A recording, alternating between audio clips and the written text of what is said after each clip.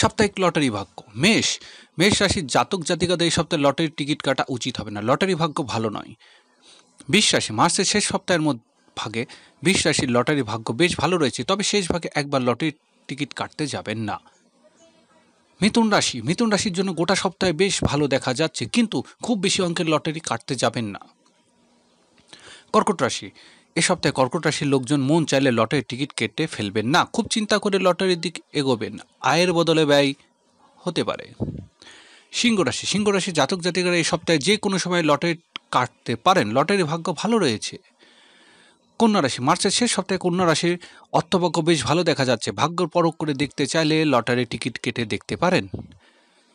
তুলা রাশি জাতক জাতিকারা এই সপ্তাহে লটারির দিক বিশেষ ঝোঁক দেখাতে যাবেন না, লাভের বদলে লোকসান হওয়ার আশঙ্কা রয়েছে। বৃশ্চিক রাশি মাসের শেষ সপ্তাহে বৃশ্চিক রাশির জন্য লটারির দিক থেকে মধ্যম প্রকৃতি থাকবে, মন চাইলে একবার লটারির টিকিট কেটে দেখতে পারেন।